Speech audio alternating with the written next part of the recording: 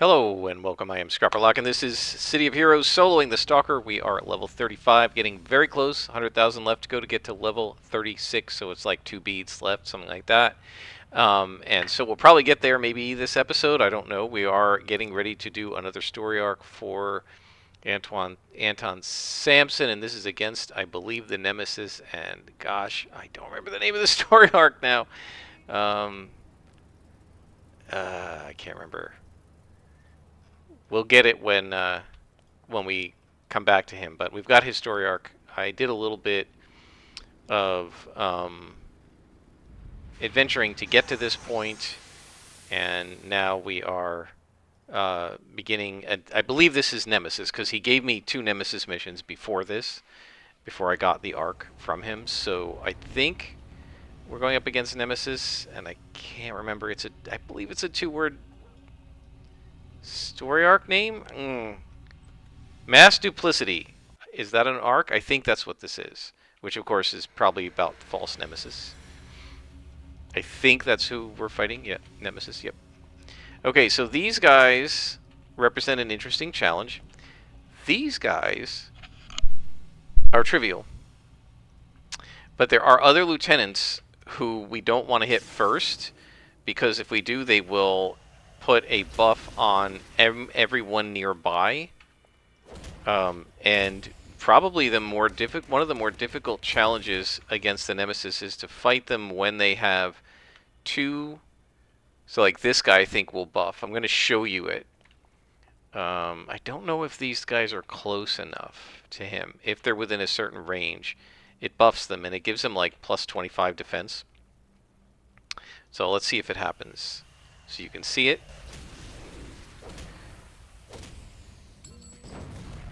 There it is, right? So he just buffed. I have 87% to hit. Now watch this guy. Same thing, that was Shadow Maul. That had 87. I now have 64. So it's about a 25% buff. So my tactic when fighting these guys can't really do anything to you, but having to deal with this buff is really frustrating. So my tactic when fighting these guys is that I try to take the minions out first and then go after the lieutenants, because otherwise you're just whiffing and it's super frustrating. So instead of doing a buffed attack of him, we do an unbuffed attack of this guy. Take him out. And then I'm actually going to come around the corner here because there's another lieutenant up there and I don't want to get him involved. The other thing you got to do is try to pull this guy far enough away from him so that he doesn't buff him, right? Because if he does, then they'll both then that lieutenant will be harder to hit too, right? So you have to kind of, if you don't want to have to deal with the whatever it's called, the retribution or whatever it's called, that basically puts fortitude on them and makes them really hard to hit, you have to be kind of smart about when to attack. The other thing I have to remember to watch with Nemesis, and I haven't encountered any of them yet, but these guys have other lieutenant-like enemies that are snipers called Churlors or whatever they are, and those guys can see a really long distance. They're brutally accurate, and they will hit you at long range. So if I'm not hidden and I come around a corner, they'll start shooting at me. Right? Now this guy won't have anybody to buff, so we can go ahead and assassinate him. So these are +2s, and when we finish this level, we are going to set things on +2, and we'll see how we do. Alright, so we have a weapon shipment we haven't found yet. So this guy, again, is one of the buffing lieutenants, the lance sergeants. These guys, the tacticians, don't do any buffs. So what you've got to watch here is if I assassinate him, he would buff all 4 of these guys, or at least a couple of them. I think they're all close enough. I'm not going to demonstrate because I really don't feel like fighting all these guys at -25 to hit, basically, right? So we're going to let the lieutenant pound on me a little bit. just so that I can make sure that he doesn't, what I call juice these other guys, right? Buff them up. Now, of course, he's going to aggro to me, the lieutenant, but I don't really care about that. Come on.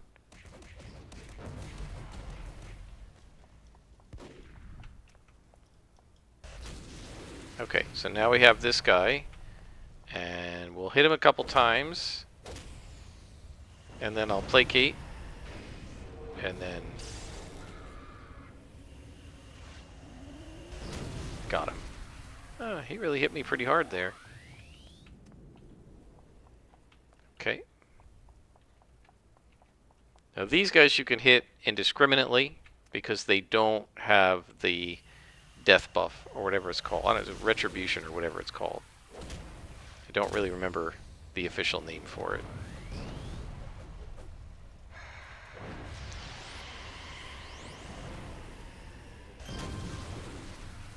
So one of the things that made Nemesis very dangerous, I know I've mentioned this before, very dangerous when we first started fighting them, is all of those attacks that are going boom, boom around me, they're all AoEs. So not only would I get hit, but anybody standing next to me is going to take damage too. And we had not had this so much, like where almost everything is a, why is he only a lieutenant? Almost everything is an AoE. We hadn't had that before, and my friends and I weren't ready for it, and so there were a whole bunch of times where they were standing next to my tanker or my scrapper trying to, like, let the aggro go to me, right? But they were standing next to me kind of for protection or whatever, and yeah, against the Nemesis that didn't work. Because all the attacks were splashing over and doing damage to them too. Okay, so whoops. Come on.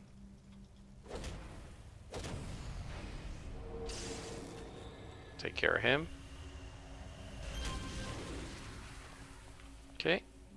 And there's another glowy somewhere.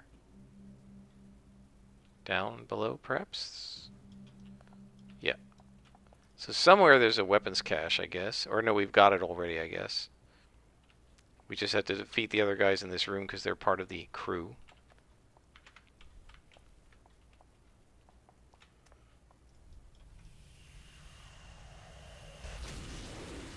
And as you can see, we have just one bead left after this one, which we should finish at the end of this mission.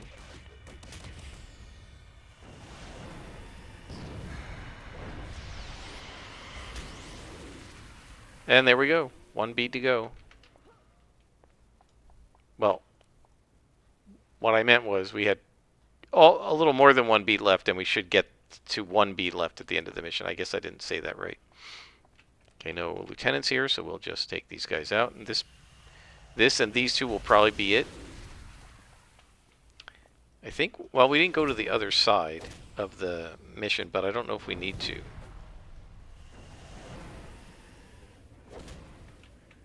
So one thing to consider as you're deciding, like, when you're a stalker, do you want to stalk the mission? Do you want to just get what you have to get done and not worry about defeating everybody, or do you want to clear the mission out? One consideration is that if you clear the mission out, you get more XP, right? So you have to ask yourself, are you trying to level quickly or more slowly, right? I am usually not in a rush to level, so I'm perfectly happy to leave a little bit of XP on the table because that gives me more story arcs within a given level range, so I won't out-level them too quickly. Mass Duplicity, that is the name of this one. So now we want to defeat everybody. So this is a defeat all in Paris Park. And, whoops, switch jumps. Where's the train station? There it is, going the wrong way. And we have a couple of tech enhancements. Oh, and I also sold one of those prismatic things that's purple that I don't need for like a half a mil, or for like a mil. So yeah, we have more influence now. We have like 24 million or something ungodly like that. Let's see. We have, yeah, almost 25 million now.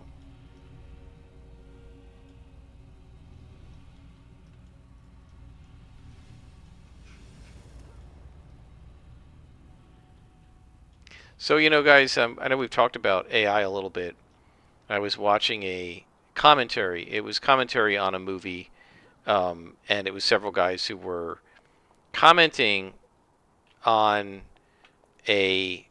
So I'm not gonna name the movie. So there's a movie that was quite controversial, and these 4 or 5 guys, I guess, have all made reviews of this movie over the years. This movie is fairly old now. It came out like, I don't know, 6 years ago, and so they made movies. They made reviews on YouTube very critical of this movie, and then apparently recently somebody decided to basically reply to each of them in um, a video where he's defending the movie.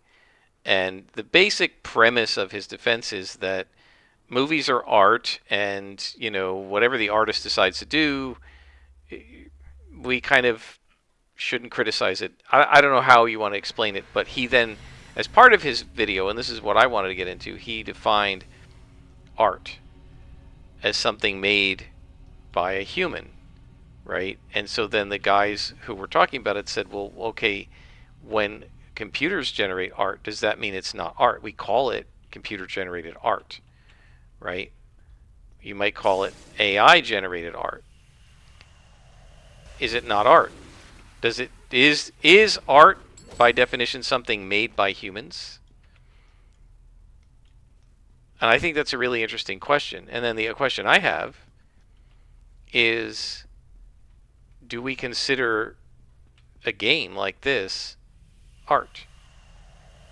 I mean, it's a game, but there's absolutely art in the game, right? Think about the decor of the villains here. They look really cool. There's artistry to the way they were created. Part of the artistry is just objectively what the uniforms look like, and part of the artistry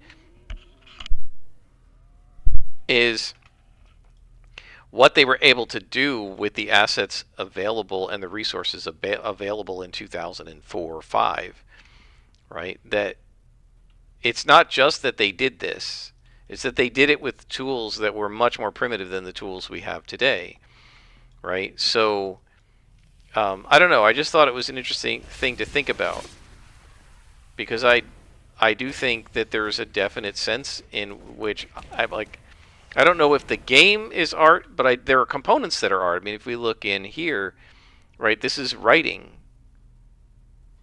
Where is it? Right, this is like a short story or whatever, and all of these are. So there's an artistry to the writing of those stories. Now, some of them aren't super well written, but a thing doesn't necessarily have to be good art, as it were, in order to be art. And I definitely think there is a lot of artistry to this game. It feels like you're in an office building here, one that was ruined and destroyed. You've got, the signs up here that, right, you can't read the actual names, but they sure look real from over here. You've got the elevator buttons, which you can read the numbers. You've got the floor, right? And then the damaged columns, and then we have a conference room here, and there's writing on the whiteboard that you actually can read. I think there's a lot of art to this game. So it's just really interesting. Okay, but it's on a computer. Now, humans created the art, but then if the mission, say, is procedurally generated, where it's taking human-created assets and putting them together into hallways and rooms, does that mean that the mission is not art because it wasn't created by a human? I don't have an answer. It's just a really interesting question, and it was just something that they got diverted into because he said art is created by humans. They got diverted into this, and then they started saying, like the one guy said, there are elephants, right? There are like elephants that can be given a paintbrush and with their trunks, and they'll make art with it. People pay quite a lot of money for this stuff. painted by an elephant, right? So the question is that art? A human didn't make it. Does it have to be, is it created by an animal? Because humans are animals, right? It's a really interesting question. How do you define art? It seems so difficult to actually define it. It's one of these I know it when I see it kinds of things.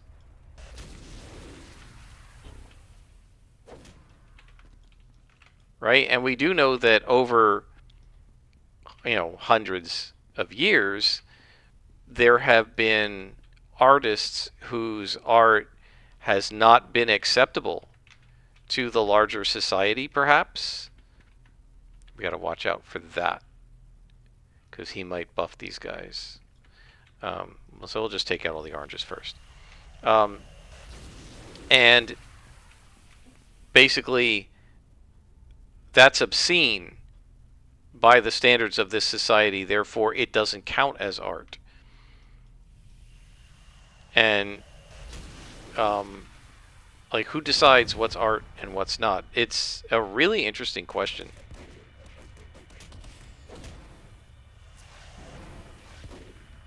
Okay, these surgeons are annoying because they heal these guys, so we got to take them out. We got to purposely try to take them out faster.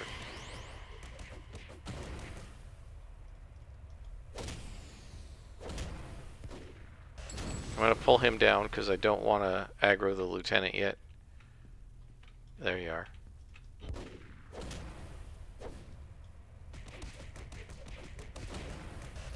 Okay. So far we haven't encountered any snipers.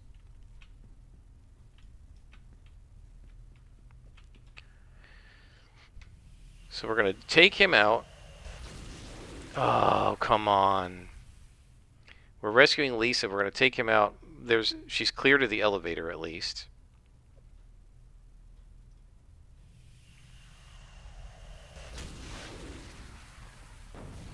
So let's do 1, 2, 3. Placate. And then this. Yeah, he should have been a boss. Alright, hide gets turned off. We have to prepare for an ambush, so let's heal up.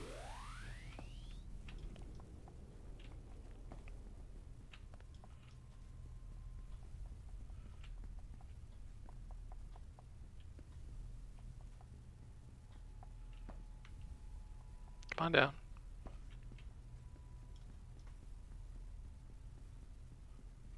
Oh, no, we have to take her to the ledgers. I forgot about this. So we're going to have to now fight our way all the way through here. Yep, that's my mistake. I was thinking we had to lead her out, but we have to take her to the ledgers. Which means they're going to see me until we get her there. I should have gone through here and cleared it first. Because we got to get all the way over there now. And I'm not going to be able to stalk. Well, maybe we won't find too many enemies. We'll find a few coming around this corner, but I can actually go into hide here and she'll forget where I am, I think. Oh no, maybe she won't. Alright, so we'll take these guys out. Yeah, she can't keep up, but that's good. We want her back there anyway. I'll go get her when we have this finished.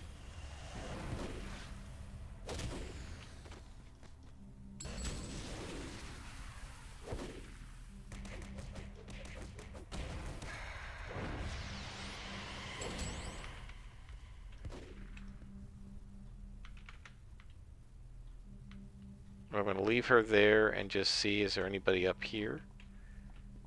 Doesn't look like it. Oh, did she come up? Here, you can see me now. So we got her to the glowy, I guess. Oh, she got close enough to it. So now I just have to defeat everybody else. So I don't know if she's going to follow me. I guess not.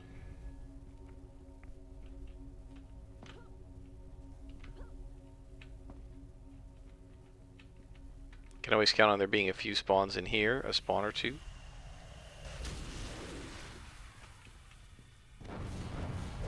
Yeah, all of those boom, boom like that, those are AoEs.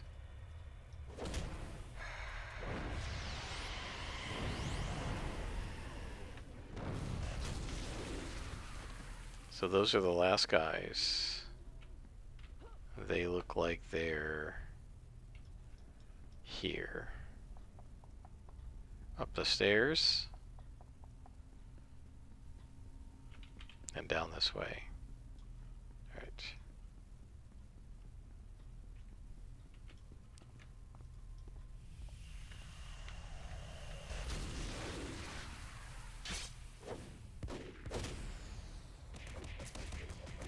Yeah, see how they heal each other?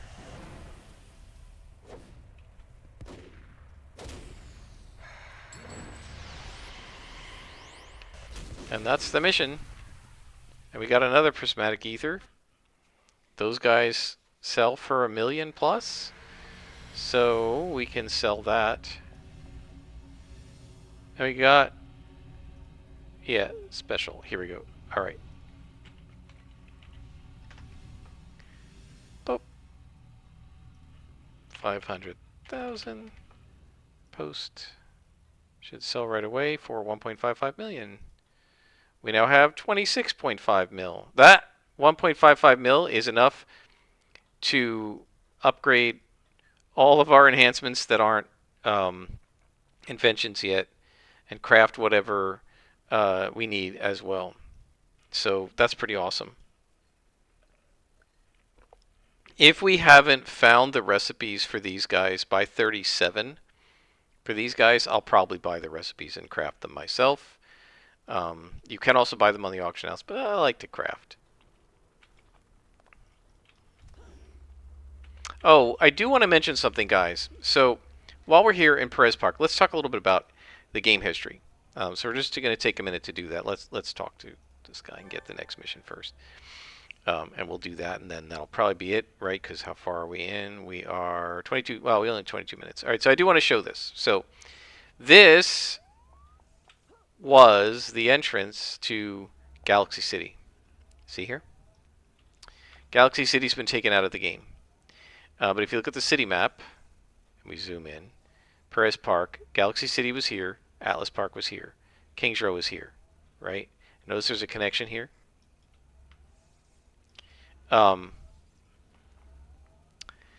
So originally, what happened is, so let's see, I don't know if there is, so there is a connection to Kings Row now. I don't know if that was there originally. I feel like that's been added since. We have Skyway and Steel Canyon here, and originally this was a connection to Kings Row, and this was a connection to Atlas Park. Because there was no Galaxy City. Galaxy City was just Atlas Park 2.0. It was just a different version of Atlas Park. And so if we look around here, what you see here are a bunch of skulls, right? On this side of Perez Park, we have skulls. Skulls, skulls, right? If you go to the other side, near Atlas Park,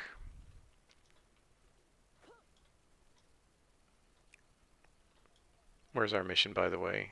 Steel Canyon? Okay, we'll head straight to Steel Canyon from here. Come over here. And you come to the streets over here. You don't find skulls. You find Hellions. Hellions. Hellions. So what's going on? Perez Park's a hazard zone. It is not being used by the public anymore. You don't see innocent people walking around. It's basically shut down. Why? Because from Atlas Park, the Hellions bled over here. And from Kings Row, the skulls bled over here. And in between is the war zone. This is a gang war between the skulls and the Hellions, which culminates in the Bonefire arc. But what happened is, over here where the base portal is now, that's Galaxy City. When they said Atlas Park is getting too crowded, everybody's going into Atlas Park, we need another starting zone so that everybody doesn't pile into Atlas Park and we don't end up with Atlas Park like 1 through 15 instances. They created another one called Galaxy City toward the end of beta. That was mine preferentially, actually, because it was always less crowded than Atlas Park, no matter how many instances there were. And I actually really like Galaxy Girl as a character, and that's named after her, and I like Galaxy City. And so I preferred Galaxy City. And so when they put Galaxy City in, they didn't change Perez Park. So the zone didn't make any sense. Because Galaxy City, like Atlas Park, was full of Hellions. And so you had Hellions on this side, Hellions on this side outside this zone, but in here there were skulls, and it didn't make any sense. So I think what may have happened is after they shut Galaxy City, they opened this up and reconnected it to Kings Row. But I'm pretty sure when the game launched, Kings Row was connected to Skyway, but not Perez Park. I'm pretty sure. Somebody correct me if I'm wrong. But anyway, that's the story of why Perez Park is a hazard zone and why it's laid out the way it is. Because originally, on the other side here, there was no Galaxy City, it was Kings Row. And these guys were in between. And that's why the level zone, the level range in here is kind of in between the level range of Kings Row, which is kind of 5 to 11-ish, and Atlas Park, which is like 1 to 6. And then in this zone is kind of like 6 to 12, right? That's kind of why it's like that. And then, you get some higher level stuff down here because it's near Skyway City. And then up here, of course, we go to Steel Canyon. Anyway, that's just a little bit of history of City of Heroes and why the zones are the way they are. And I got really lucky that this mission is right near Gimri Ridge, right where we came out. I cannot remember how long I had played this game before I realized that there was an exit. I knew there was an exit in Skyway City for Perez Park to Skyway City, but I never paid attention to the Steel Canyon one. And I feel like I was playing for a long time, and then I remember like one of my friends was like, "Let's just go to Perez Park from here," and I was like, "You can?" And he's like, "Yeah, dude, right at the bottom." And I think I just never clocked it. I don't remember why, but I knew the one from Perez Park was there. This the first couple months of the game, right? Like before the first character I got to like level 12 or something, and then I found out you could go to Perez Park from there.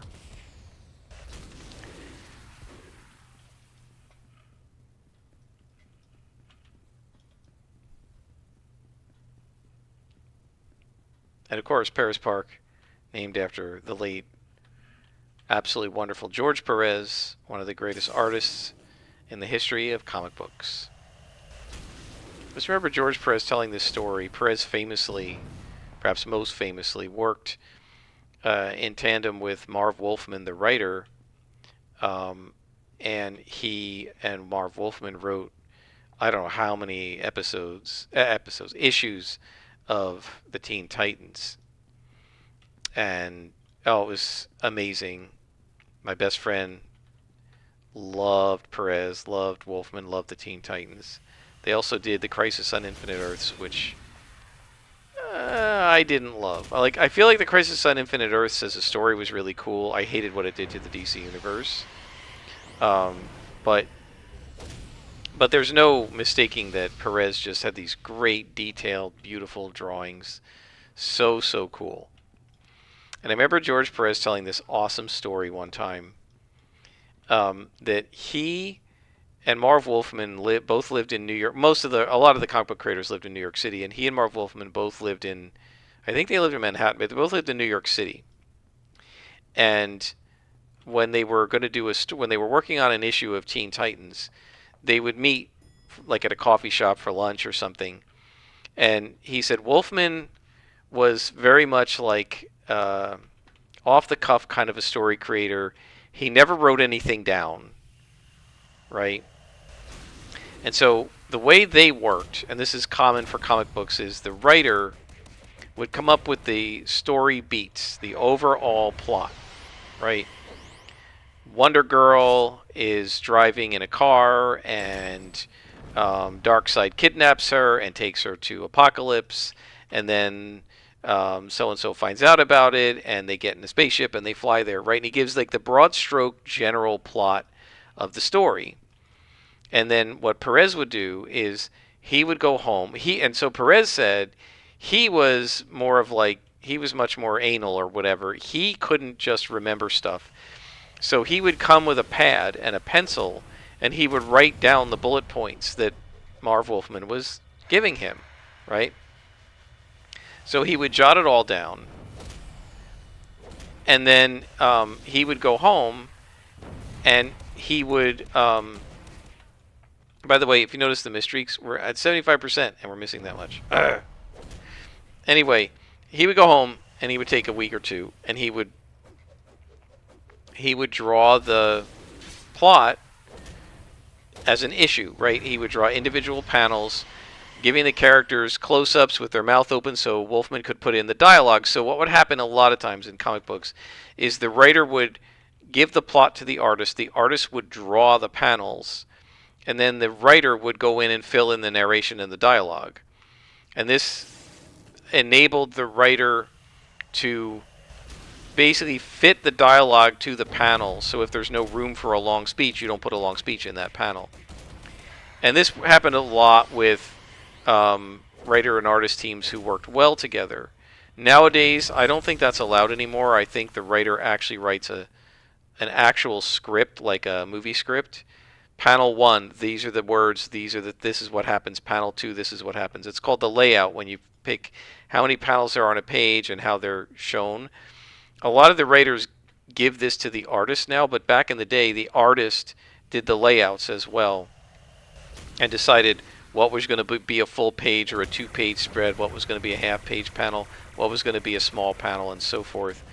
So Wolfman gave the plot to Perez, right, which basically, like, here's what happens on each page. Perez writes a 21-bullet list of, okay, on this page this happens, on this page this happens, and so forth. Gets the plot, goes home, draws it all out, right, pencils it all in. And then he would turn in the art, and I don't think Wolfman got the original artwork. He probably got facsimiles of it, like a photocopy, a shrunk-down photocopy of it. And he said many times Wolfman would get the art, and he would call up Perez and say, George, why do you have Wonder Girl using her lasso on Darkseid in page 13? And Perez would say, that's what you told me to do. And Wolfman would have no memory of that. He'd say, I did? And Perez would be like, yeah, it's like bullet 13. That's what it says. And Wolfman would be like, oh, well, I don't really want her to do that here. Maybe we should change that. Like, he didn't even remember what he had told Perez. And a lot of times he just went with whatever Perez's art was. But every once in a while he was like, I don't remember telling him this. And he would call up George, and George would be like, I've got it in my notebook. And Wolfman eventually realized to just trust George Perez because he knew George had taken notes, and Wolfman didn't take notes. He didn't write it down. I always thought that was a really cool story, and a really cool story of the friendship of the two of them and the trust they had with each other to kind of leave parts of the creative process in each other's hands and just go with it. And that actually, to bring us back to role-playing games, right, reminds me of how a role-playing game, when it's working, works best. You have players and you have a GM, and you kind of trust each other with part of the creative process. And you trust that the other person is going to try to make the creative process as good as they can be. And so you kind of work together with it.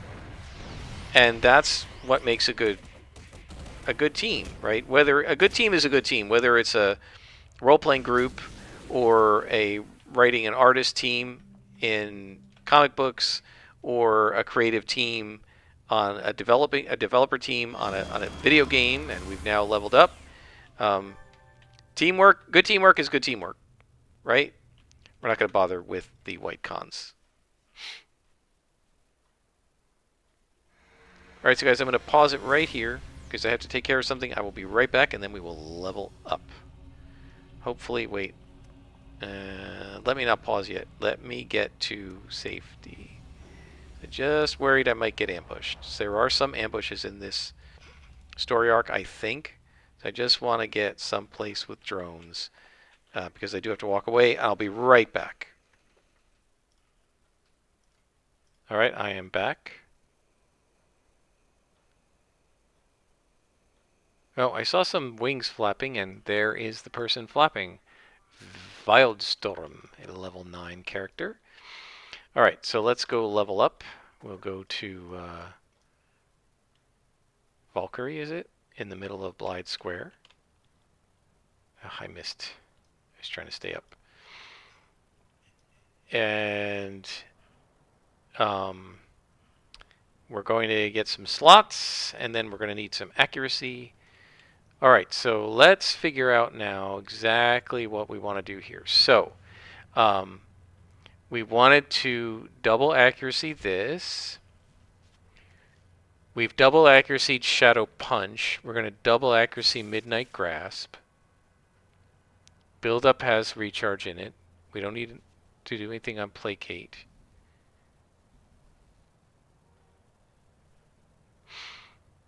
So we have double accuracy. We're going to need to pull one off of here. We'll pull this off to do another accuracy. So we're going to need that for recharge. And then let's go ahead and put one more on Energize. All right, so let's see what we've got for the base, from the base. We'll see what we have to work with, and then we'll go from there. We have, I think we have plenty of accuracy. The only problem is I did get a couple of 40s, and those we cannot slot yet until next level. Let's see what we can make too. We have a healing. Okay, so we can do that. And we have a recharge, but that's level 35. This is 40, so we're not going to bother with that one, but we can make the recharge. So right there, we've got our recharge that we need, and we can go ahead and slot that in here. And this lets me pull this off to put an accuracy. And so what we need is 1, 2, 3, 4 accuracies, right? Because I want to take these off if I can. And then we're going to put 1 healing. So let's see what we've got in our table. Okay, so we've got 4 accuracies. Whoops, no. 4 accuracies, and we need a heal. And then we've got it. So we've got what we need. Perfect. So the heal goes here. We've got a double accuracy on here, right? So our accuracy now is 1.73. Double accuracy on here. And even though I hate not having them grouped, it's fine. Double accuracy there. So this is 1.71. This is 1.73, and this is 1.73. So now if we think about our 2-hit on the guys that we're fighting, right? Let's remember that our 2-hit is accuracy times the quantity of base to hit plus 2-hit buffs minus defenses, right? And so that means if our accuracy is 1.72, let's say, because some of them are 1, some of them are 3. Going up against plus 3s, it's going to be about minus 30. It's minus 9 per level, so minus 27. So base is 75, but the base to hit is going to be subtracted by 27 is going to be subtracted, so that brings us to 48.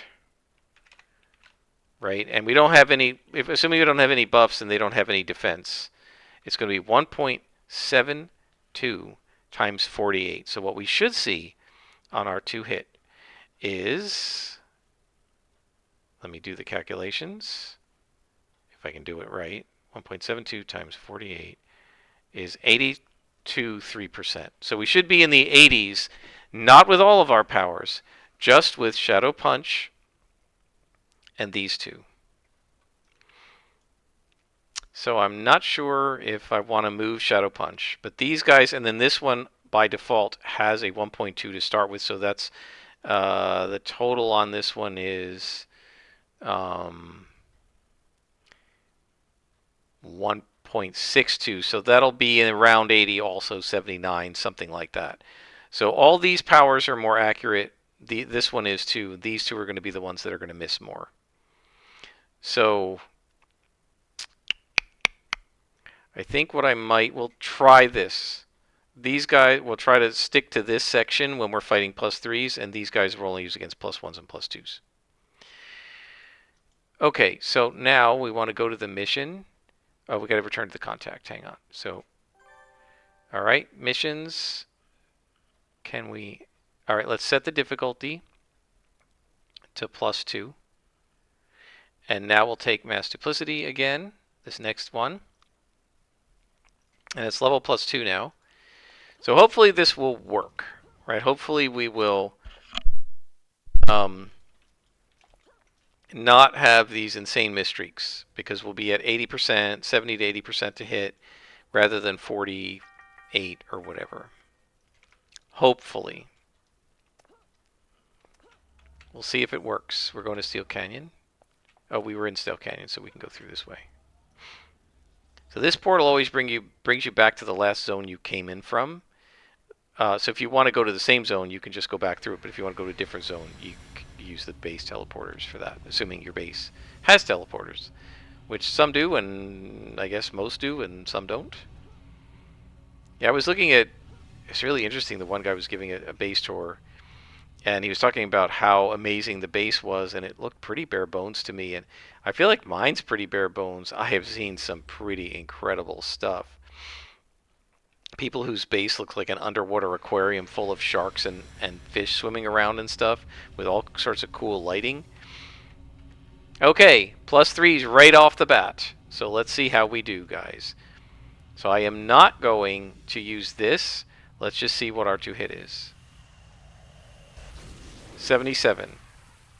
That's with that one. So now what I want to do is stick to these guys who have more accuracy on them and stay away from these two. Now, if all this works, I may change these up and put more accuracy on them. We'll see. And now these... So these are the ones that aren't enhanced. They're 64%. Now the ones that are enhanced are 82%. 83%. So we're going to want to stick to mostly these, if we can, rather than these. Right, because then you try to hit with Shadow Maul, it misses, and then it's like 2 seconds of missing.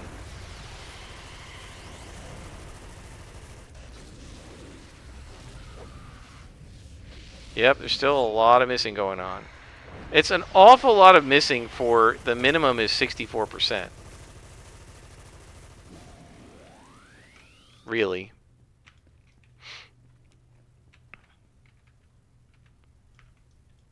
That was all done without the 2-hit buffs. Obviously, we can do much better if we do the 2-hit buff.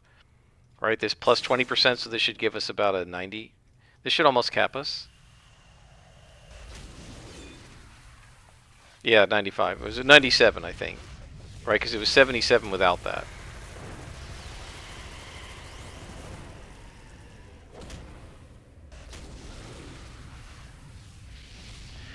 I'm going to just make a call here. I don't think that's really working for me, grouping them like that, because I'm still not remembering which one's which. To me, the minor attack is always on the left. That's the way I always do it, so I'll just have to remember which ones to hit. And odds are I'm just going to hit them all indiscriminately as they charge up. So far, so we're in +2 mission here. So far, we have not seen a single +2. They've all been +3. Oh, and I need to zoom in here.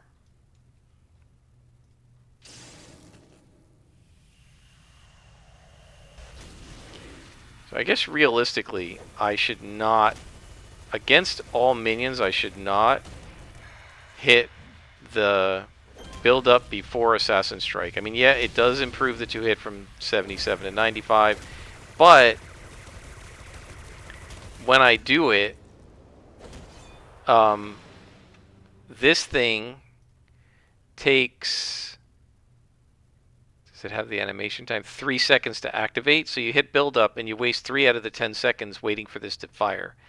And this thing's going to one-shot them anyway, probably, right? So it's better to hit this and then after it's done, build up and start pounding with these things, right? Because then you get all 10 seconds, which will be probably the entire chain. So just in terms of efficiency, we're just defeating squad leader and men. Okay. I'm not going to worry about catching every single one. So here is a +2 lieutenant. I don't see any minions around. Oh, wait, wait, wait, wait, wait, wait, wait, wait, wait, wait, wait, wait. There is a minion. And I think this one will juice the minion. So we'll take her out first.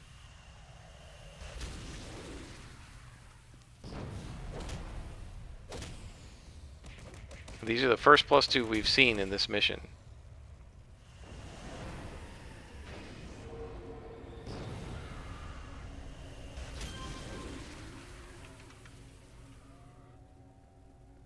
Is that a dead end? No, it's not.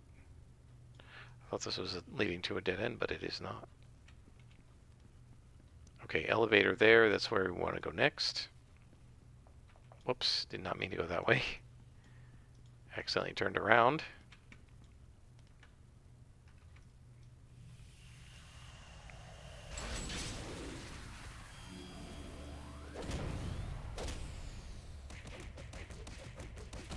I remember when I was a kid, and I read comic book stories about villains who could make robots that looked and acted exactly like human beings like that. I really thought we'd get there by my lifetime, in my lifetime. Now, we're kind of getting to the point where they might start doing it soon, but, so far, no. Right? You have, basically so far all we have, the best we have is the equivalent of the Disney audio animatronics. And that's pretty old technology, and we really haven't improved on that very much.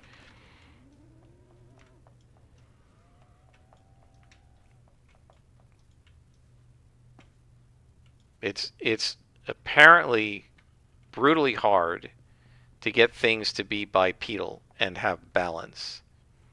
Certain animals can do it like we can, but it's brutally hard for, I did it again with the build-up. It's brutally hard for a computer, a robot, to do it and stay in balance.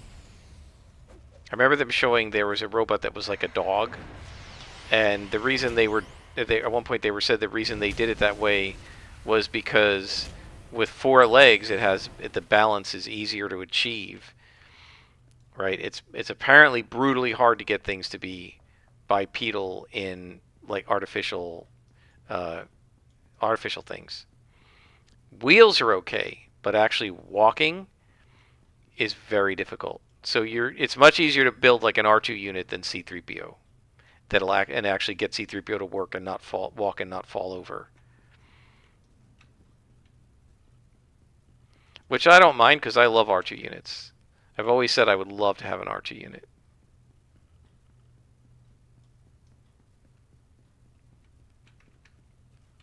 Surgeon, Fusilier. Okay, we're going to get the surgeon first. I did it again. I'm so used to hitting build up first. But with these guys, it's really probably not worth it. But it's just such an automatic thing for me. I don't know if I'll be able to stop.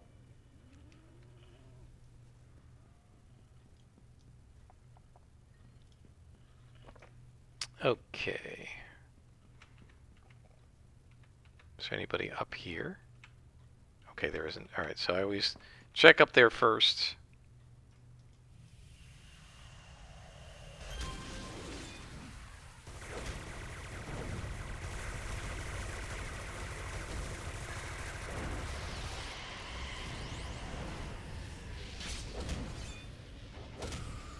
That really long, like, chain gun rat-tat-tat-tat-tat, where it does a lot of damage.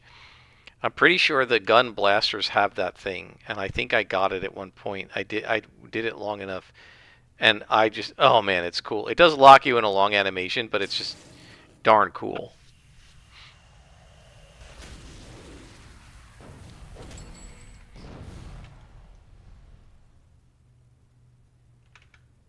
Am I getting shot by a sniper? They can hit you from pretty far away, and you don't even see them. And if you get into a fight with somebody and snipers are down the hall pounding on you and you don't realize it, you think that the explosive bullets are coming from the guy you're fighting, you can die because you don't realize that there's a sniper down the hall aggroed to you. Right? And you think you're about to take out the one who's hitting you, and it's really a guy way down the hallway. I have died to that, just because I didn't realize. So we need clues as to the prototype's location. We don't need that anymore. Let's go down here. There's nobody down here? Oh yeah, there is. Okay. So this guy, it's worth doing build-up, because he has enough hit points that even built up, you still need another hit or two on him. But it's really not worth doing it to a bunch of orange minions. No, wrong way. Hang on. The probable next elevator is down here. So far, I feel like we've been okay on this +2 business. Oh, she's gonna juice. Oh no, she's not. She's a minion. I thought she was a lieutenant. Okay. Why are you all by yourself, honey? I want to position myself behind this column, as awkward as it is, because then they won't see me. And of course I missed. What did I roll? An 89, 77% chance to hit. Yep.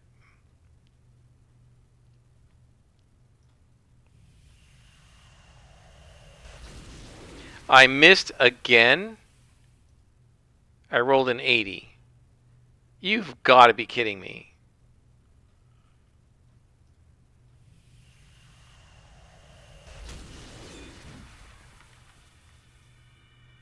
Alright, so that shouldn't have aggroed anybody over there.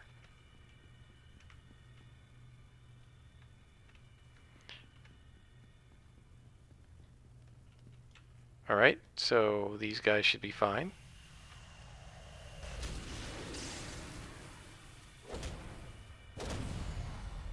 So watch how long the build-up stays. Still up. And I could have hit another attack or two. Right? So that's why I'm saying we didn't need it for the minion. It does make it easier to hit, but I'm willing to just re-up this. Look at another miss, right? So that thing missed 3 out of 5 times. And yet it's supposed to be 75% hit rate.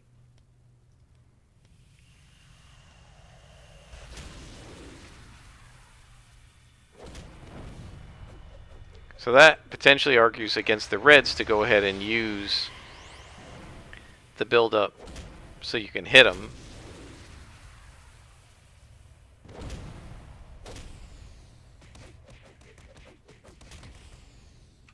But so far I've been satisfied with the way this has gone. It's definitely not as easy. It's definitely a little tougher. But I think that's what we want, right? Another miss on a 75% chance to hit. Look at this. So this is where I say, okay, I'm fed up now. I'm going to go ahead and do build up so that we have a higher chance to hit. Now we rolled a 73. We could have hit without it.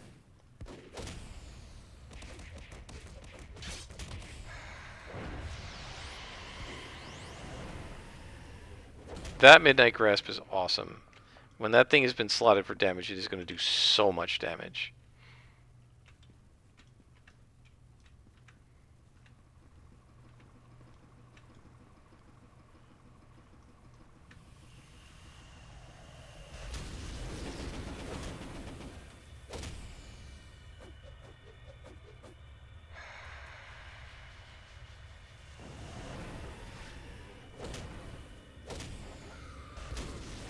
I think we're doing okay though, guys. Next level we'll get focused, 2 levels from now we'll get focused accuracy, and then that will really help.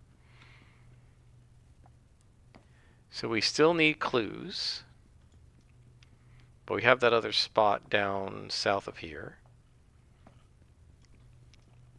So guys, let me know how you like it now that we're on +2. Are you happy with that? Do you think we should have gone on to +2 earlier?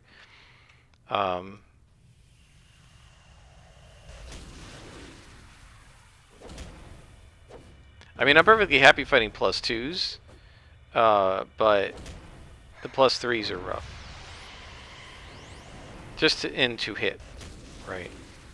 Because plus 2s we got like 89, 90% to hit. It's plus 3s that we're down to the 70s and lows and upper 60s.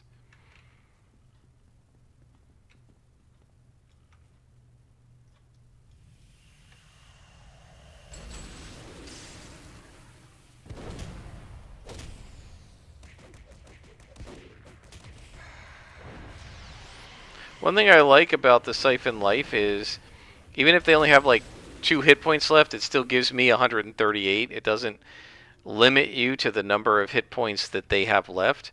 Although I always thought that logically it probably should. As the person using it, I'm glad I can predict how many hit points I'm going to get, and it's not just how many they have left. Why are these guys lieutenants? I am on solo bosses, right?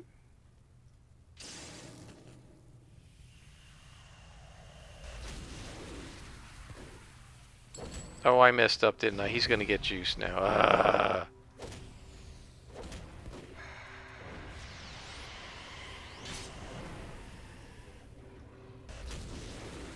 Didn't I forgot about that because he was named.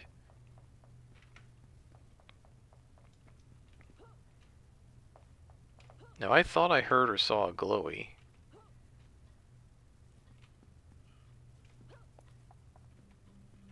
Yeah, I hear one.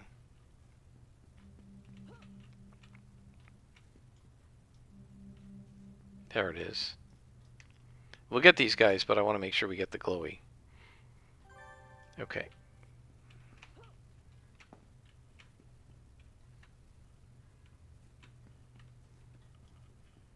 Lieutenant, build up smack. I keep thinking level 38s are plus 3 too, because I'm used to being level 35. That's the other thing that's confusing me.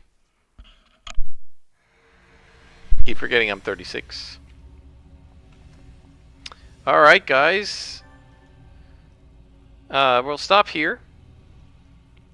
Right, I think we've gone... Yeah, it's almost an hour.